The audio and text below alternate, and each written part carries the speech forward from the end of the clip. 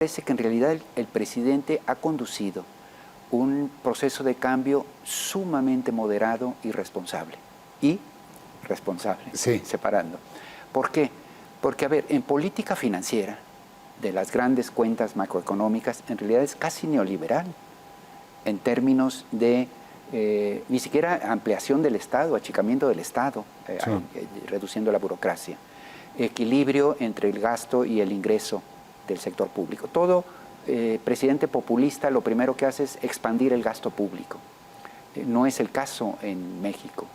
Aversión al endeudamiento, combate a la inflación, no una política fiscal progresiva, es decir, hasta los países de la socialdemocracia aumentan el impuesto a los ricos, cosa que aquí no ha sucedido, más allá de pedirles que ya paguen los impuestos que deben, pero ni siquiera no hay nada que tenga que ver con expropiación a la propiedad privada, persecución a empresarios, etc. Es decir, alianza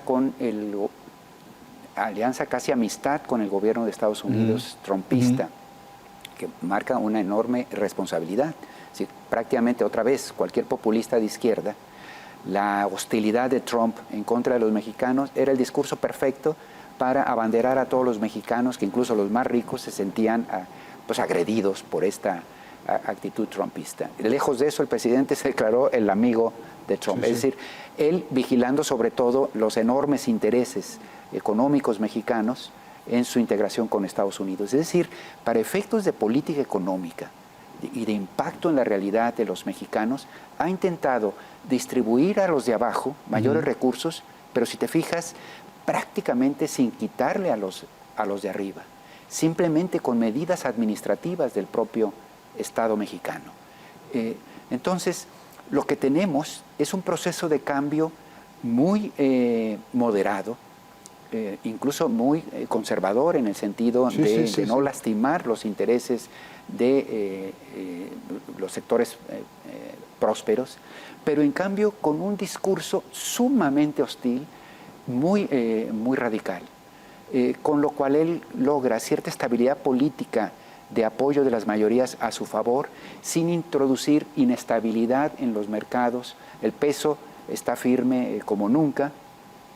La inversión extranjera está en niveles récord, en parte por un contexto internacional que tiene que ver con China y Estados Unidos, que hace de México un socio atractivo en este momento, pero en parte también porque los mercados externos, los inversionistas, no están viendo las mañaneras, ni ese discurso radical, ni el pleito de estos 3 días, que el presidente cambia muy astutamente cada 3 días con el pretexto que sea. Eso, los inversionistas extranjeros no están viendo eso, están viendo las grandes variables macroeconómicas que son baja inflación, un peso estable, no endeudamiento, responsabilidad del Estado mexicano. Yo creo que la oposición no ha entendido, y de ahí su problema.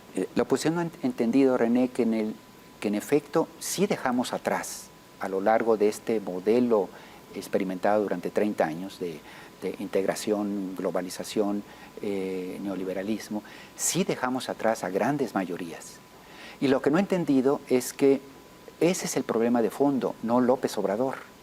La oposición ha actuado durante 4 años como si el papel fundamental es desenmascarar a López Obrador. Sí, el problema es López Obrador, el problema no es el país. Y como si esos 60% de la población que lo apoya, unos más, puntos menos, vivieran engañadas por López Obrador, en lugar de entender que López Obrador no fue más que una expresión política que por fortuna tuvo una salida en el voto, en las urnas, esa inconformidad, y no otras vías.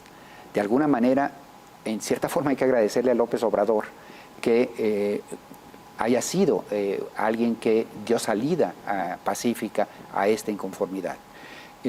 Mientras la oposición no esté en condiciones de ofrecer a esas mayorías un discurso viable, alternativo, una respuesta a sus reivindicaciones no satisfechas, que ahí van a estar en el 2024 y en el 2030, y yo creo que no van a regresar a lo anterior, y sigan reducidos simplemente a criticar a López Obrador sin construir una alternativa atractiva, seductora, viable a estas grandes mayorías, porque ¿qué ofrece la oposición?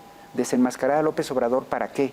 Para regresar a donde estaban antes, cuando ya se había generado esta inconformidad. En cierta manera, las élites generaron las audiencias para López Obrador, esa inconformidad que aprovechó López Obrador, pero el problema no es Andrés Manuel, el problema es esta enorme insatisfacción que no lo están atendiendo estas oposiciones. En ese